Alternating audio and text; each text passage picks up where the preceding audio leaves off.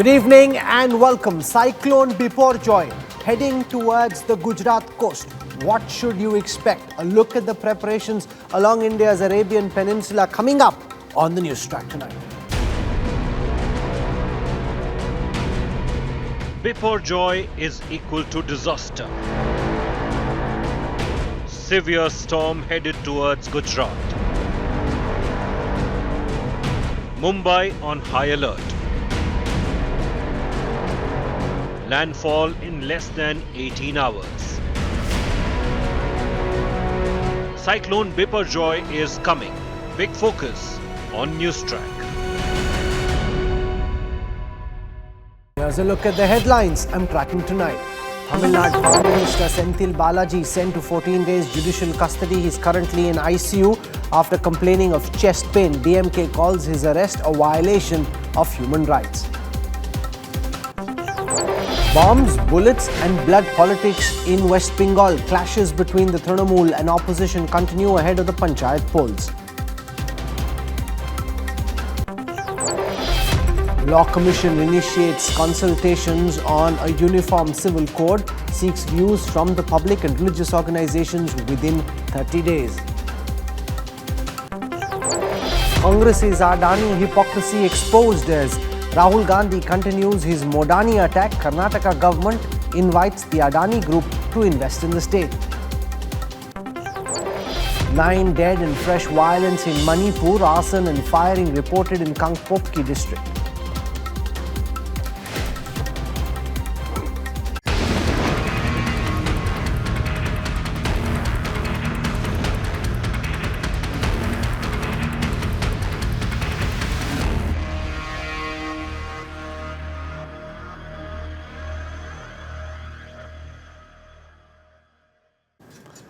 In less than 18 hours from now, Cyclone Biparjoy would be hitting the Gujarat coasts. Ports in the state are deserted. The tempest is raging with howling winds and crashing waves. Nearly 50,000 people from coastal areas have been evacuated. India Today's reporters are in the area that will become the eye of the storm. Here's their ground report.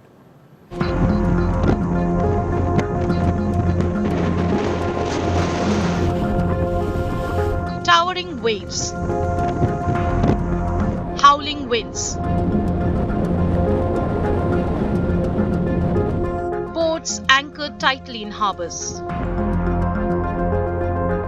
Residents seek refuge from the brewing tempest. Coastal Gujarat feels Biparjoy's punch. A day before the powerful cyclone strikes,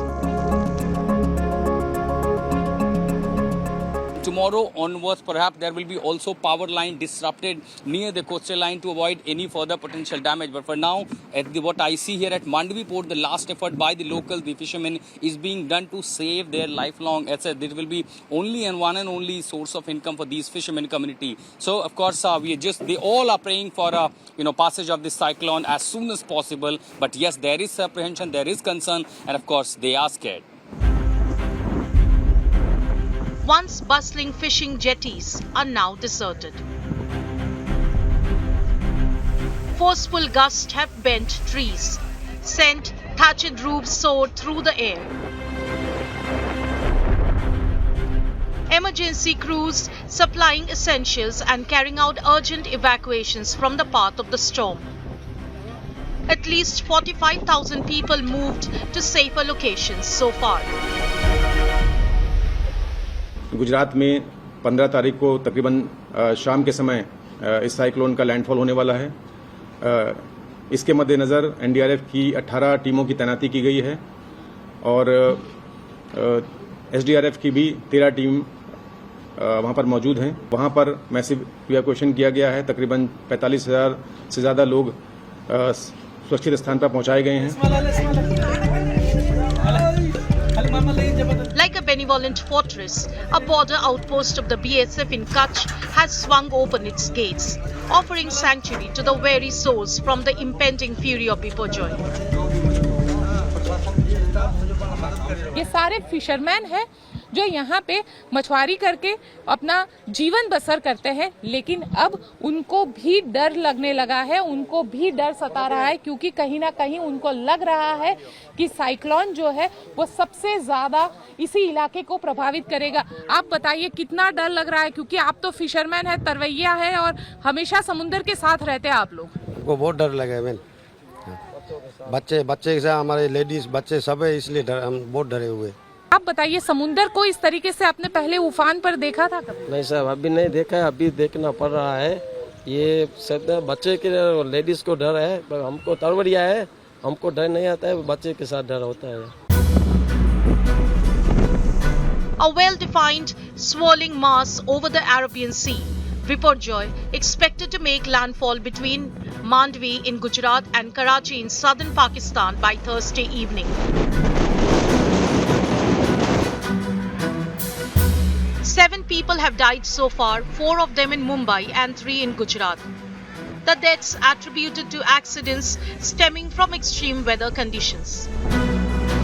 The NDRF teams have panned across parts of Gujarat, Karnataka, Mumbai, Daman and Diu. Packing sustained wind speeds between 125 and 135 kilometers per hour, which may gust up to 150.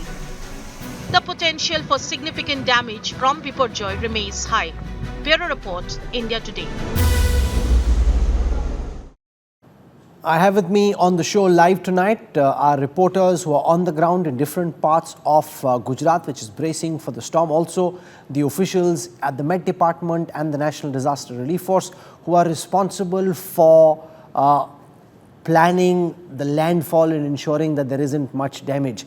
They're joining us on this broadcast. I want to go across to this satellite image which really shows where Cyclone Biparjoy is at this moment and what to expect from here.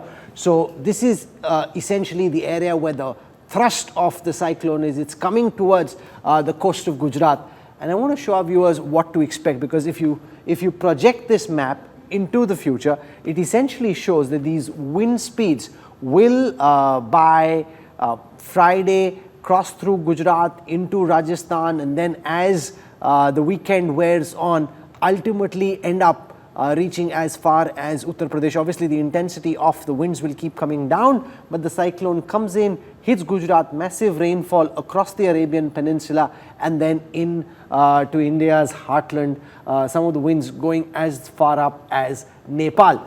Joining me on this broadcast is Dr. Mrityunjay Mohapatra, Director General of the Indian Met Department. With us also on this broadcast is Narendra Singh Bundela, Inspector General of the National Disaster Relief Force.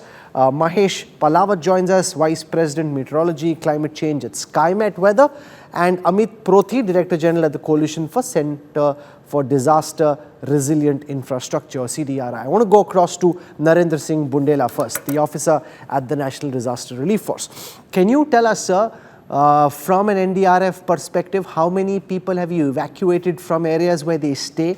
What kind of preparations has the NDRF made to ensure that damage is minimized and as few people as possible are either injured or die when this cyclone makes landfall tomorrow?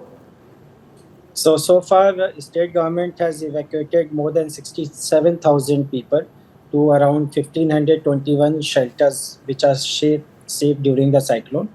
NDRF has been deployed, 18 teams have been deployed in 9 districts across the affected area in Gujarat, and the state government has done a massive preparation so that evacuation is on time. The vulnerable groups, those who are prone for the cyclone and those who can be really affected by the cyclone are being moved out, and we are coordinating with the state government also to assist them.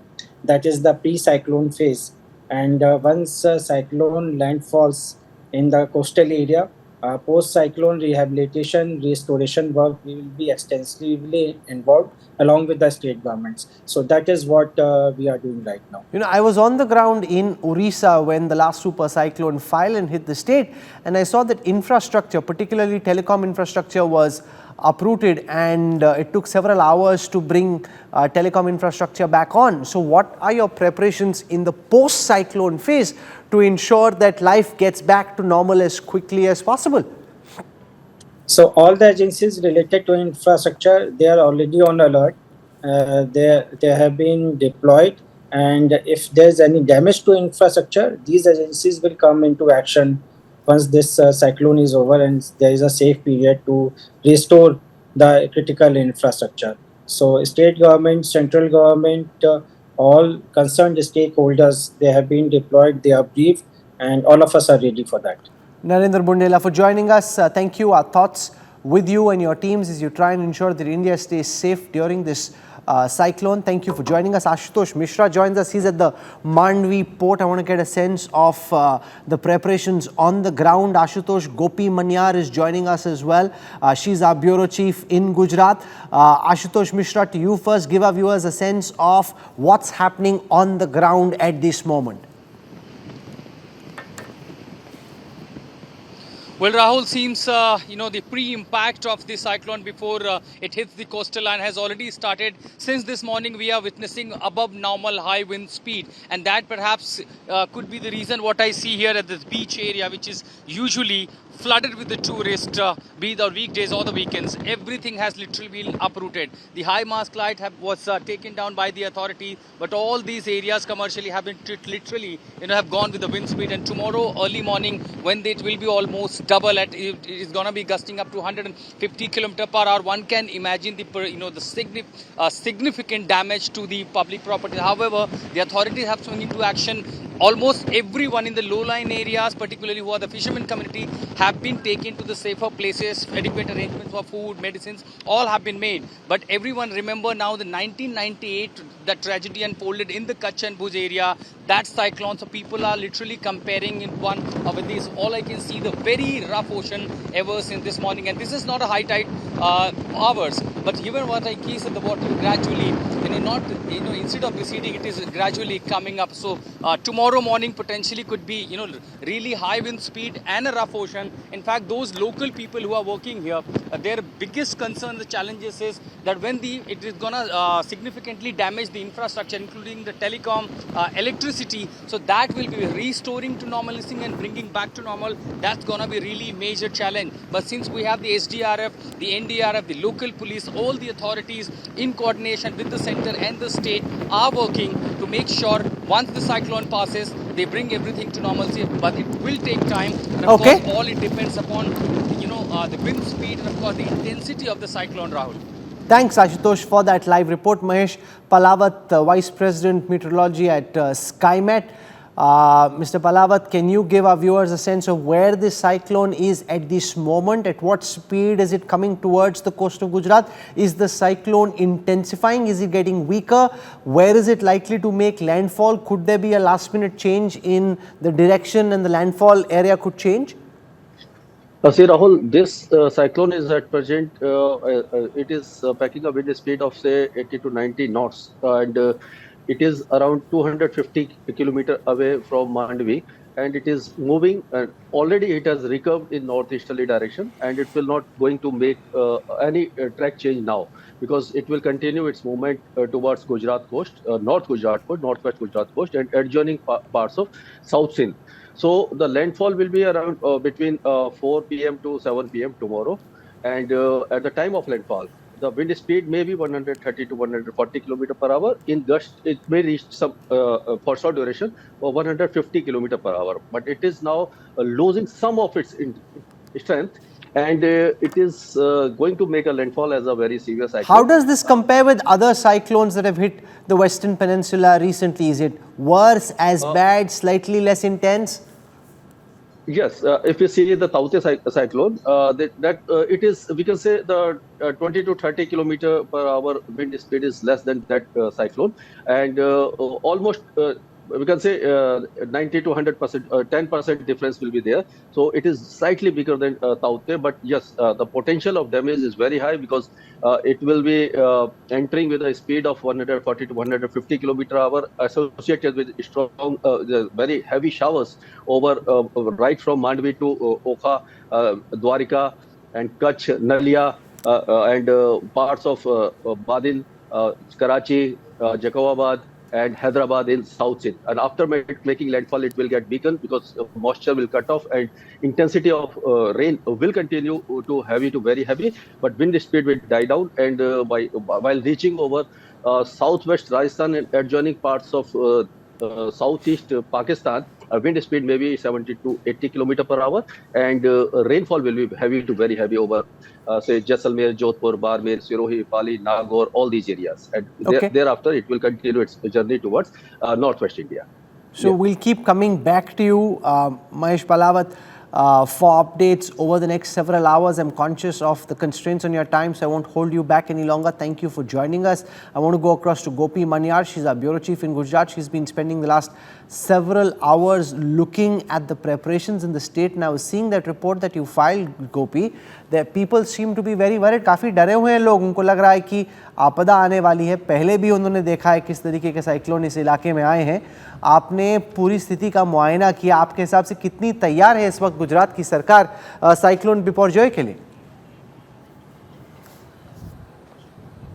बिल्कुल, देखिए राहुल, जिस तरीके से situation यहाँ पे दिख रही है, क्योंकि साइक्लोन टकराने वाला है गुजरात तट से, ये अब फाइनल हो चुका है। और वैसे में गुजरात सरकार है, मुख्यमंत्री भूपेंद्र पटेल लगातार जो सीएम डैशबोर्ड बनाया हुआ है वहाँ से हर एक डिस्ट्रिक्ट कलेक्टर के साथ कांटेक्ट में है। सुबह से लेकर शाम तक वो स्टेट इमरजेंसी सर्विसेज का जो हेडक्वार्टर बना हुआ है वहाँ पे तैनात है। लगातार सीसीटीवी फुटेज, वीडियो कॉन्फ्रेंसिंग के जरिए ये सारा मुआयना किया जा रहा है। यहाँ तक कि जो 5 मंत्री है सेंट्रल गवर्नमेंट के, क्योंकि अमित शाह भी इस सिचुएशन पे नज़र रखे हुए हैं, यहाँ तक कि जो राजनाथ सिंह है वो भी लगातार जो तीनों डिफेंस एजेंसीज है उनके साथ लगातार संपर्क में है। ज़रूरत पड़ने पर आर्मी, नेवी, एयरफोर्स की भी मदद ली जाएगी, क्योंकि साइक्लोन जो है वो वेरी सीवियर साइक्लोनिक स्टॉर्म के तौर पर यहाँ पे लैंडफॉल कर रहा है। 1998 में इससे पहले एक लैंडफॉल हुआ था जो कंडला साइक्लोन के तौर पर था, और कंडला साइक्लोन जब यहाँ पे आया तो 10,000 से ज़्यादा लोगों की मौत हुई थी। तो आज भी लोग उस बात को याद कर रहे हैं, 1998 को याद कर रहे हैं। जितने भी फिशरमैन से हम लोगों की बातचीत हो रही थी तो फिशरमैन भी यही कह रहे थे कि 1998 में कंडला में जिस तरीके से साइक्लोन आया था, हम नहीं चाहते हैं कि उतनी जान हानि यहाँ पे हो, और इसीलिए वो लगातार जो उनका घर है उसे छोड़कर यहाँ से जा रहे हैं, क्योंकि फिशरमैन ऐसी कम्युनिटी है, लगातार समुद्र के साथ उनका काम रहता है, तो वो यहाँ से निकलने के लिए तैयार नहीं थे। वो आज शाम को जब साइक्लोन विंड स्पीड बढ़ी, समुद्र की जिस तरीके से लहरें उठ रही थी, उसके बाद जो फिशरमैन है वो अपना घर छोड़ के दूसरी जगह पर गए। करीब 10,000 से ज़्यादा लोगों को यहाँ से शिफ्ट किया गया है। और मैं आपको बताऊं कि कच्छ के लिए जो कलेक्टर है उन्होंने एक लेटर इश्यू किया है। कल कच्छ में जीवन जरूरियात की जो बेसिक चीज़ें हैं, दूध, पानी और मेडिसिन, इसके अलावा सारी चीज़ें कच्छ के अंदर बंद रहेगी। यानी कच्छ पूरी तरीके से कल एक दिन के लिए बंद रखा गया है। स्कूल ऑलरेडी बंद हो चुके हैं आज से लेके 16 तारीख तक, और जब लैंडफॉल होगा तो सबसे ज़्यादा जो इम्पैक्ट होगा वो जखाव पोर्ट के पास होगा, और जखाव से लेके सरक्रिक का इलाका। तो सरक्रिक जहाँ पे इंटरनेशनल बॉर्डर आती है वहाँ पे बीएसएफ तैनात रहता है। ये पूरा दलदलीय इलाका है, तो वहाँ पे भी बीएसएफ को भी अलर्ट किया गया है, क्योंकि लैंडफॉल वहाँ पे होगा, उसका जो इम्पैक्ट है वो सबसे ज़्यादा वहाँ पे होगा, तो बीएसएफ को भी अलर्ट कर दिया गया है। साथ ही जो रिस्टोरेशन प्रक्रिया है वो सबसे ज़्यादा सबसे तेज़ी से हो, उसके लिए भी प्रयास किया जा रहा है। मनसुख मांडविया को कच्छ की जिम्मेदारी सौंपी गई है, और कच्छ में मनसुख मांडविया ने आज कई अस्पतालों का दौरा किया है, क्योंकि कहीं इमरजेंसी सर्विसेज की अगर ज़रूरत होती है और मेडिसिन जैसे कहीं कोई बड़ा हादसा हो जाता है तो मेडिकल फैसिलिटीज़ क्या क्या है उसको लेकर एक पूरी मीटिंग वहाँ पे उनके मनसुख मांडविया के ज़रिए की गई। साथ ही जब साइक्लोन यहाँ से गुजर जाएगा उसके बाद किस तरीके से जो लाइफ है उसे नॉर्मल किस तरीके से किया जाए उसको लेकर भी सारी चर्चाएं हुई है, सारी प्लानिंग की गई है, और खास करके इलेक्ट्रिसिटी को रिस्टोर किस तरीके से किया जाए उसको लेकर भी एक पूरी प्लानिंग जो है वो की गई है। Okay, Gopi Manyar, thank you for joining us. I want to go across to Dr. Mrityunjay Mohapatra. Gopi and her team will continue tracking every moment of the cyclone through the night today. all through the day tomorrow. Dr. Mahapatra is the director of the Indian Met Department, the man in charge of monitoring what's happening in the high seas at this moment and tracking the cyclone as it comes in. Dr. Mahapatra, as the Director General of the Met Department, can you give our viewers a sense of what they should expect around 3-4 p.m. tomorrow? Thank you. Currently, in the afternoon of today, Cyclone Biparjoy is centered over Northeast Arabian Sea, about 260 kilometers southwest of Jakhau port of Saurashtra. It is a very severe cyclone storm. Currently, its wind speed is 140 to 150 kilometers per hour, gusting to 165 kilometers per hour. We are expecting that it will move northeastwards. It has already started moving northeastwards and will cross Saurashtra Kutch and adjoining Pakistan coast between Mandvi of Gujarat and Karachi of Pakistan and close to Jakhau port of Saurashtra, that is Kutch district.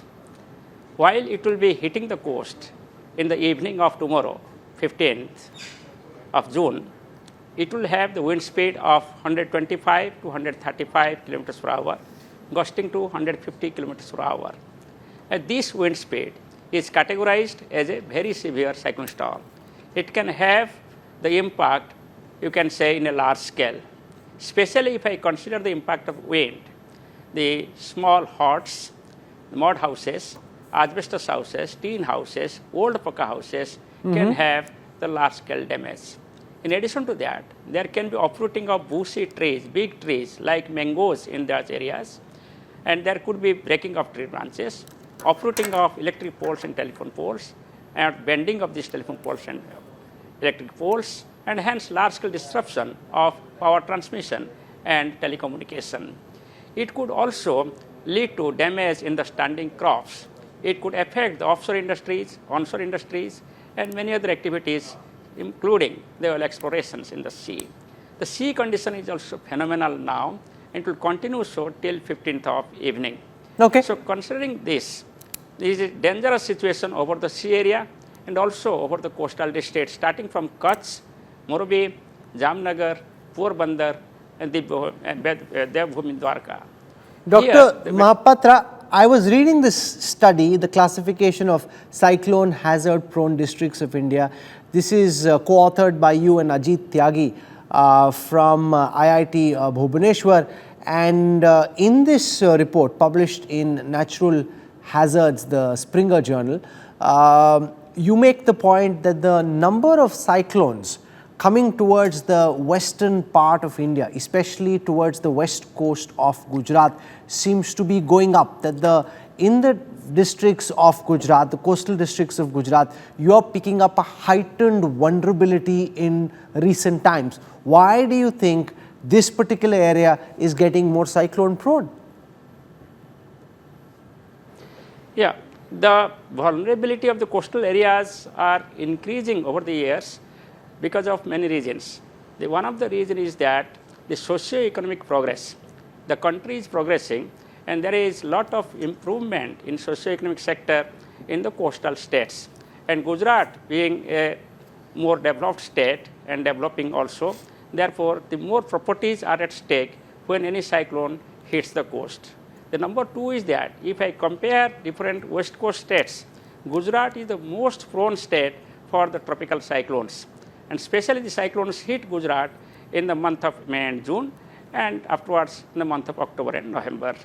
The third point is that due to the impact of the climate change, the number of extremely severe cyclone storms are increasing in recent decades since 1990.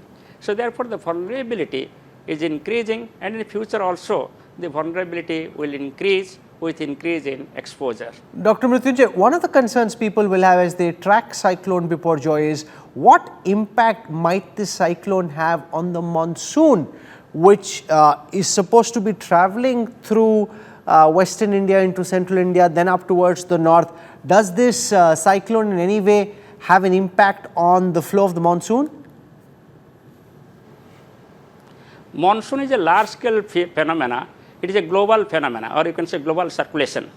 and cyclone occurs over a limited area. Its size is about 1,000 kilometers. So therefore, the cyclone does not have any long-term impact on the monsoon circulation or monsoon rainfall. But certainly, in a regional scale, for a limited period, cyclone can impact the monsoon. For example, when cyclone developed as a depression on 6th of June over Southeast Arabian Sea near Lakshadweep area, it helped in strengthening the monsoon circulations, and hence the advance of monsoon over southern peninsula, including Kerala, onset on 8th of June. And thereafter also it progressed to a certain extent in South India. But afterwards, as the cyclone intensified and moved towards the north, it got detached from the large-scale monsoon circulations. Now it is independent, and it is not going to have any such large-scale impact adversely. But for next 3 days, there will be no advance of monsoon. From 18 to 21st, during this period, again monsoon circulation will revive, and we are expecting advance of monsoon over South India and Eastern India. By that time, the cyclone will dissipate. Important, very important to hear what you're saying. How does this cyclone compare to other cyclones that have hit the coast of Gujarat recently? Is it more strong, less strong, more intense, as intense? Remember, we had an extremely severe cyclone storm, Cyclone Taute, which crossed coast nearby to Diu in the month of May 2021 with a wind speed of 180 kilometers per hour. And in this cyclone, we are predicting wind speed to be about 125 to 135, gusting to 150 kilometers per hour. So therefore, the wind speed in this cyclone will be less than the Cyclone Taute, which was highly devastating in nature. And therefore, the impact will be relatively less compared to that. But the good thing is that if you compare the cyclone management, say for example in 1998, there was a cyclone which was having the same intensity as that of Cyclone Taute. That is called as Kandla cyclone that hit Kandla coast on June 1998. At that time, about 4,000 people died. But in Cyclone Taute, if you just look at the number of deaths was less than 100. But however, that should not have happened also. We should not expect any death also. So therefore, the country has come up a long way in terms of early warning system by IMD, in terms of the accuracy of early warning system and lead period, in terms of our disaster preparedness, prevention and mitigation measures. There has been policy and planning also. There has been institutional mechanism established at central level, state level, district level. There is an end-to-end system established in the country. It has been a role model for many countries. Therefore, we have been able to minimize the loss of lives, not only in India, but also in other countries surrounding Bay of Bengal and Arabian Sea region. So therefore, we should not be in panic. We should not be worried.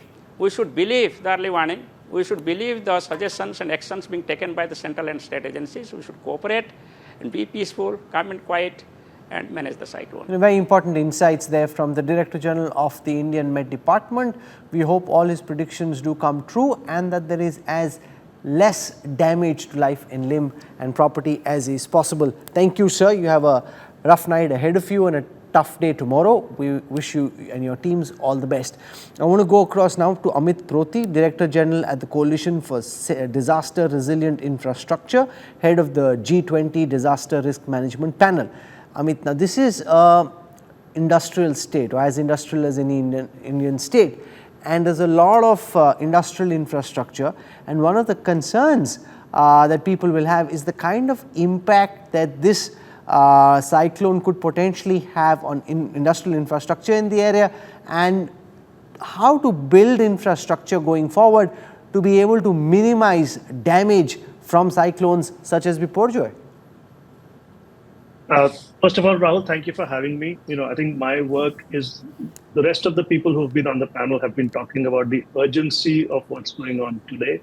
The work of the coalition is a little bit longer term. So your question about how do we minimize damage in the long term is important, very, very important. Dr. Mohapatra talked a little bit about how vulnerability has been increasing because our development pattern is also going, we need the coastal areas for a certain reason. We're developing a lot, and that will not stop.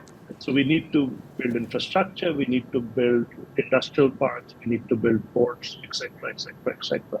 So the role of the coalition really is how do we start to understand how risk is changing. And the risk is changing because of the development pattern, but also because climate change and other factors. So what we are trying to do is, first of all, understand how risk is changing. You can't now build based on historical patterns. Patterns have been changing. The globe is now 1.1 degrees warmer. That's causing certain changes in cyclonic wind speeds, gust speeds. So what we are trying to do as a coalition is trying to understand, we've got better science now, so how does this whole risk profile change? So from that understanding, we are also trying to see how does one then advise the codes that inform building of infrastructure, the training of engineers and others who are out building all of this infrastructure, the investors who are putting in money behind this infrastructure. So what we are trying to do is, with an understanding of risk, trying to then see how different sectors in the infrastructure space, how different actors can take some better decisions based on a better understanding of this. So for example, if wind speeds on an average are increasing or gust speeds are increasing, we are building infrastructure that's going to last for 30, 40, 50 years. How do we take that into account in what we're going to be building in the future? How do we take that into account into what we already have and what we might need to retrofit? So that's the perspective that we bring. And as a coalition, we've got 31 member countries. We are also sharing examples. So, this what's happening today in Gujarat. We've seen examples, all of us remember Hurricane Katrina, Hurricane Sandy, etc., etc. We've learned along the way. So the coalition is also about sharing across from one part of the world to others. Dr. Mahapatra talked about how India has also learned a number of things that we are sharing with others. Similarly, in the coalition, others are sharing with us to improve our standards, to understand risk better, to help make decisions with a better understanding of this. Amit Proti, we wish you the best. Thank you for joining us. Appreciate your insights and thoughts. Thank you. We'll track Cyclone Biparjoy very closely. Our teams are on the ground, maximum deployment. We're trying to keep them safe and yet ensure that we bring you all the updates as this cyclone makes landfall. I want to shift attention now to the big political story we've been tracking since last evening. DMK's power minister's arrest triggers a massive political showdown in Tamil Nadu. The ED arrest was followed by high drama where Senthil Balaji was seen weeping as he complained of chest pain. He's currently in ICU at Chennai's Kaveri Hospital. His medical reports say he has blockage in 3 arteries. The DMK says Senthil's arrest was inhuman. The BJP calls this drama.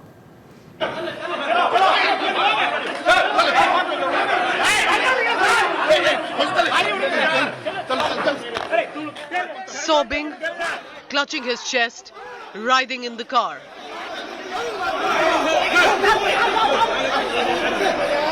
This is Minister Senthil Balaji, moments after he was officially arrested by the Enforcement Directorate.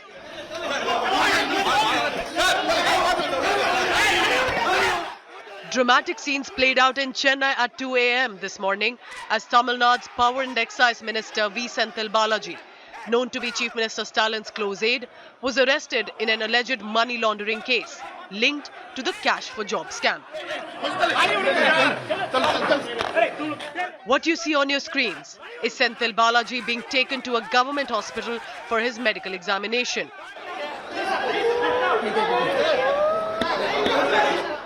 When he broke down, claiming he was in immense pain and complained of chest pain. BJP says that Enforcement Directorate only acted as per evidence, and DMK and the Chief Minister M.K. Stalin claims that Senthil Balaji getting chest pain is all because of the pressure exerted by ED officials, and Stalin says that this is nothing but harassment and intimidation for which DMK will not budge. Hours later, as the DMK ministers one after another visited Senthil Balaji, CM Stalin turned up at the hospital to extend support to his deputy. Stalin alleged that Senthil was pressured by the ED officers despite his cooperation, which triggered his chest pain. A showdown also peaked as the Dravida Munetra Karagam alleged that Senthil Balaji was physically assaulted by the ED officials. Whether he has taken a tablet, whether he has taken a food, nothing has been known. So it is absolutely as a mental torture. It is wantonly has been done, harassed by the ED officials. If anything is happening to his health or whatever it may be, it is a responsible, absolute responsible is the Modi government only. The BJP responded by sharing this video, where the Mantri can be seen kicking at officials in the car.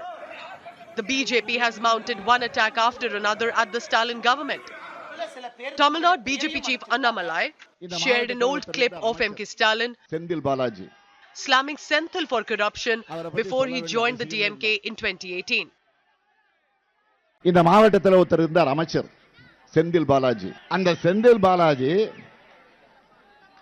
அமைச்சரவை 15 முறை ஏற்கனவே மாத்தி அமைச்சாங்க. அப்பெல்லாம் அவரை மாத்தல, senior அமைச்சர்லாம் மாத்தினாங்க. ஆனா இந்த junior அமைச்சரை மாத்திரம் மாத்தல. போக்குவரத்து துறையினுடைய அமைச்சராக இருந்து அந்த துறையில நடத்துனர் பணிக்கு 3 லட்சம், மெக்கானிக் பணிக்கு 6 லட்சம் என்று கொடுத்து ஏமாந்திருக்கக்கூடியவர்கள் லட்சக்கணக்கானவர். The BJP will consider this a massive victory in their corruption campaign against DMK. After the PTR file storm, this is the second wicket down for Annamalai. Now the kind of drama they did, that is uncalled for from yesterday. The chief minister himself going into the chamber, taking senior ministers along with him, thereby trying to create an impression that the whole government is with them. That sends a very wrong message. Oh, law is not same for everybody. If I join DMK, law is different. Support poured in for the DMK from opposition parties as Kharge, Pawar and Mamata rallied behind Stalin.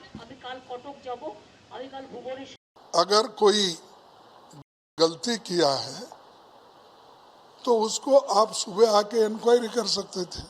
उनके खिलाफ कार्रवाई करके ED ने अगर रातों रात उसको लेके जाती तो ये घटना मैं इसको कंडेम करता हूँ. We strongly condemn it, and if BJP feels, if they think that they will be able to get a few seats in Tamil Nadu in the Lok Sabha elections by using ED and CBI, I think they are living in a fool's paradise. They will not get even a single seat.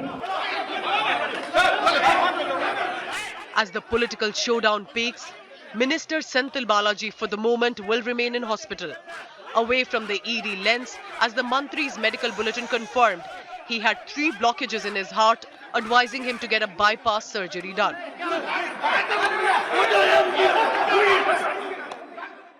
Even though the DMK terms the arrest of Senthil Balaji as politically motivated actions by the central agencies, the fact of the matter is the pressure is mounting on the DMK. For Senthil Balaji handles key portfolios in the government, and he is someone the party cannot do with as far as the 2024 Lok Sabha elections are concerned. With video journalist Daniel, this is Shilpa Nair in Chennai for India Today.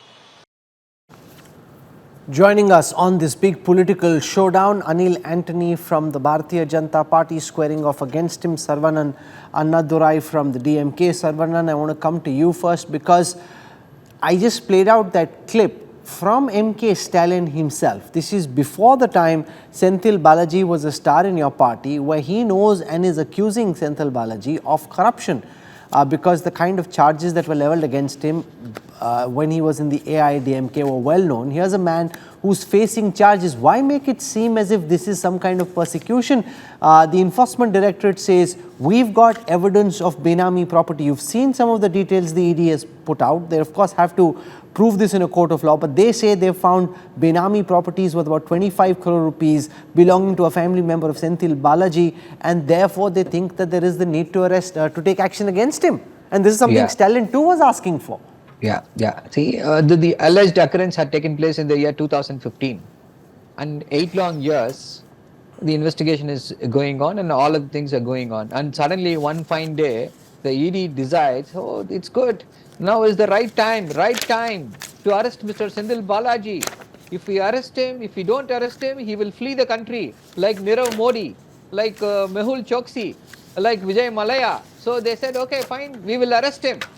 But did they follow the procedure? That is the question we are asking. And the way he is being tortured, morning, he is a heart patient. He has got 3 blocks.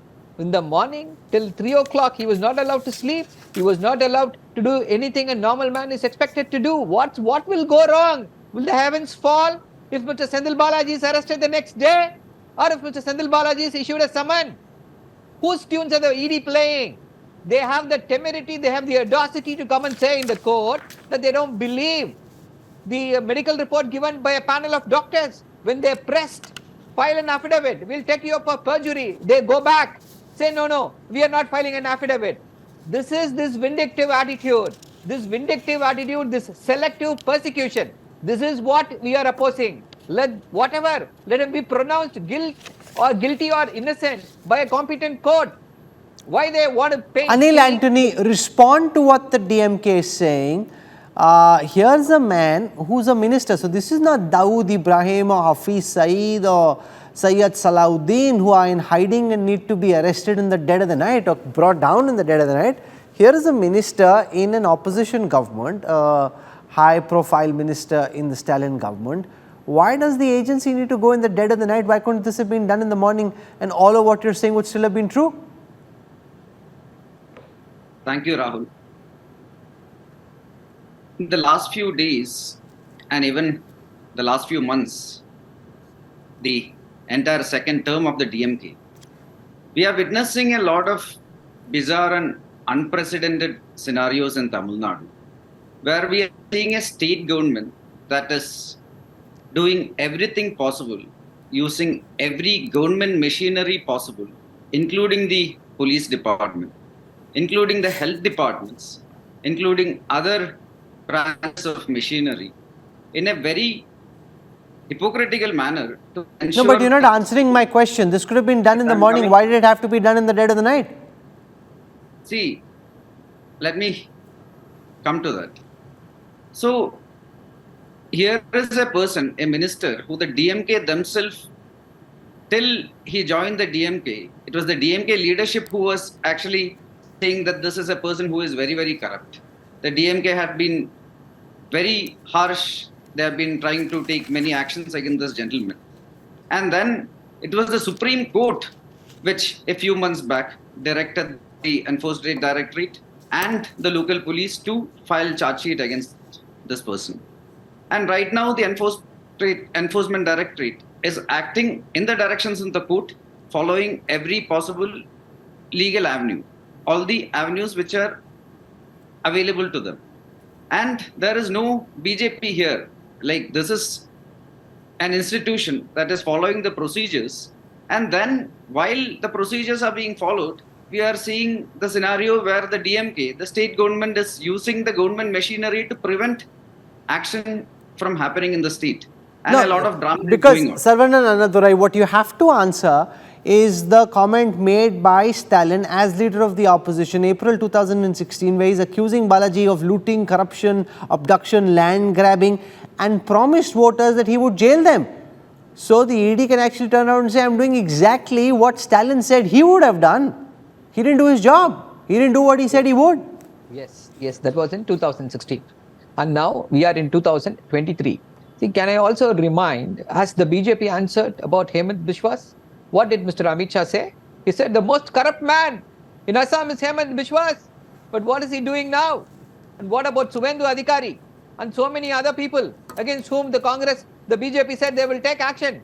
Whenever they joined BJP, they have become saints.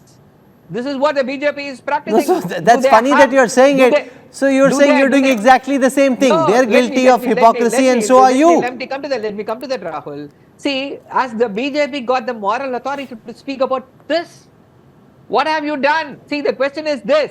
This incident happened in 2015 and they have the courage to come and to barge into the state secretariat and raid his official office. He became a minister in 2021. He thinks, will any sane man, will any normal investigating officer with little common sense think that Mr. Sendil Balaji is going to hold the documents of the crime which was committed in 2015 in his office in 2021? So why does the ED do that? They think they can intimidate us. The BJP, the Prime Minister, Mr. Modi and Mr. Amit Shah is afraid of our leader because he is bringing a grand alliance. He is the only leader who's offering an ideological opposition to the BJP and the RSS. That is why they think Mr. Sandil Balaji is the weak link. Let us go to him. If this has been the ADMK, they would have fallen flat at the feet of Mr. Modi and Mr. Amit Shah. But we are the DMK. Anil Antony, this is political intimidation, the timing of the arrest, the nature of this action. This could have been done earlier. It's being done at a time where you've got leaders talking about how the next Prime Minister or a future Prime Minister could come from Tamil Nadu, how you're hoping to win 25 seats out of Tamil Nadu, that you're trying to use the investigative agencies. You found a weak link to try and destabilize or put pressure on the ruling DMK government. Respond to that, Anil Antony. See, these are all misconceptions, like my panelists just brought out. First of all, he mentioned what moral ground does the BJP has. The BJP has every moral ground to ensure that corruption doesn't happen in this country. No, but what about all the charges that were made by leaders who later joined the Bharatiya Janata Party, including the likes of Hemanta Biswa Sarma, including the likes of Suvendu Adhikari, including the likes of Conrad Sangma in the recently concluded elections, who was described as the most corrupt party, the most corrupt leader. The day voting got over, you wanted to ally with them. So why should I take any of what you're saying seriously? See, let us not deviate from the topic and come to this. No, but why not? It's part of the same rubric. It's part of the same theme. When they're in opposition, you call them corrupt, and when they join you, suddenly they've been washed with Ganga Jal. See, these are all misconceptions and narrations that are created by the opposition to ensure that the No, I'm not talking about opposition narratives. I'm talking about what BJP leaders said in the campaign against Conrad Sangma, calling his government the most corrupt government of India. The day voting got over, you went out and allied with him. If Senthil Balaji was in the in the AIADMK or the BJP, would the agencies be still as interested in him? See, Mr. Conrad Sangma doesn't have any cases, nor does he have any allegations against him which is under investigation. Your leaders called him corrupt. Your leaders called him the most corrupt government in all of India. And then you went and allied with him. There are no, like I mentioned, there are no investigations going on against Mr. Sangma. At the same time, in Tamil Nadu, this particular minister, it was Mr. Stalin himself who actually made it into a huge election issue in 2016. And there are many, and even in 2018, the first case which was filed against him at the special court was actually initiated by the DMK government, whose police department is under the DMK. Okay. It happened in 2018. Rahul. And then we have this bizarre scenario where, let's say, first of all, let us go a little back so that everybody, even the viewers, understand the backstory. Where in 2014, this Senthil Balaji, he was in the AIDMK. He was a part of the AIDMK. Okay, I'm out of time. Since Amaran has his hand, I'm going to give you 20 seconds to make a final comment. Go for it, quickly. Yes, Rahul. If you look at the way the ED is going behind Mr. Senthil Balaji, they're going berserk. They don't have any rule. They don't follow any rule. He is advised to have surgical intervention for his 3 blockades of the heart. The ED says we want to have police custody. Don't they have any humanity? Are we not ruled by a democratic principle? Is this how you torture? Okay, the DMK and the BJP have both spoken.